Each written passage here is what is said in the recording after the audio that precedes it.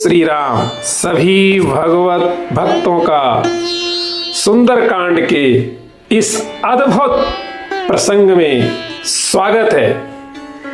आप सब जानते हैं सुंदरकांड मानस का अद्भुत अप्रतिम सौंदर्य से भरा हुआ, ज्ञान से भरा हुआ एक खजाना है।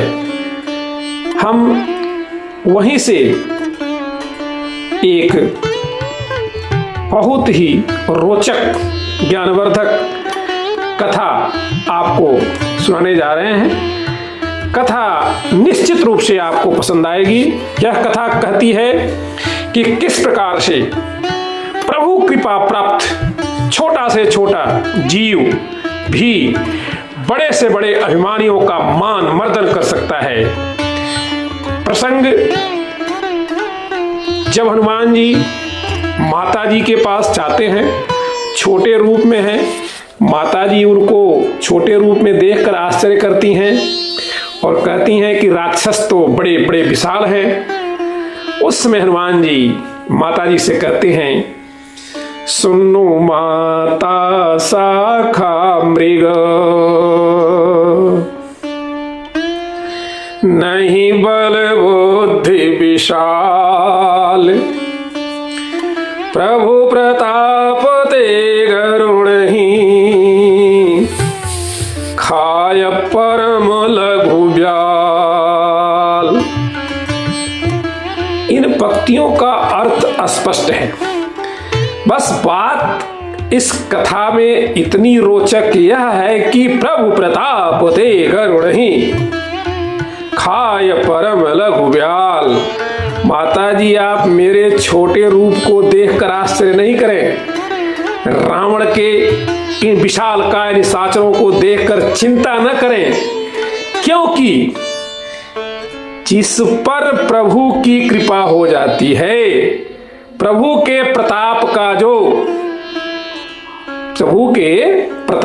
जो आभारी होता है, प्रभु के प्रताप का जो कृपा प्राप्त कर लेता है, वह खाय परम लघु ब्याल।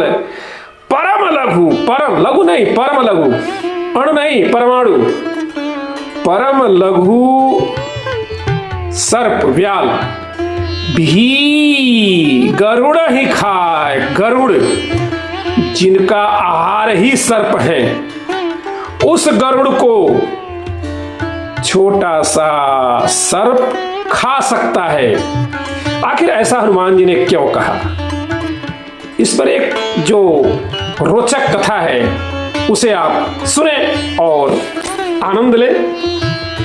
एक समय क्या हुआ, गरुड़ जी एक छोटे से सर्प के बच्चे को खाने के लिए उसको दौड़ा रहे थे। वह सर्प का बच्चा भागा जा रहा था। गरुड़ जिनके आहार ही सर्प थे, क्रोध में, अपने घमंड में भरे हुए थे। उनकी प्रबल इच्छा थी कि झट पकड़ूं और पट इसको खा जाऊं। अब वह जो छोटा सा सर्प का बच्चा था, वह अपने प्राणों को बचाने के लिए, प्राणों की रक्षा के लिए संयोग से भगता भगता भगवान के सिंहासन के नीचे घुस गया। गरुड़ जी सामने ही बैठे हैं, मौके की तलाश में थे कि कब सिंहासन से बाहर आए और कब मैं इसे अपना आहार बनाऊं, कब इसको मैं भक्षण करूं।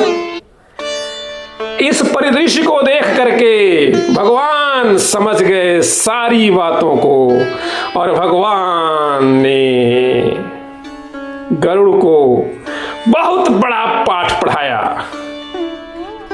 भगवान ने सोचा कि यह जो सर्प है मेरे सिंहासन के नीचे आया है, शरणागत है, और मैं शरणागत को जो तजही निज अनहित अनुमान तेनर पावर पाप में तिनहि बिलोकत हान। मैं तो शरणागत का परम रक्षक, शरणागत भगवान है ही है। शरणागत वत्सल भगवान को गरुड़ के घमंड को तोड़ने का अवसर प्राप्त हुआ और उस छोटे से सर्प के बच्चे की रक्षा करने का भी अवसर गरुड़ को, हम कहें संपूर्ण जीव जंतु को, संपूर्ण मानवता को शिक्षा देने का अवसर प्राप्त हुआ।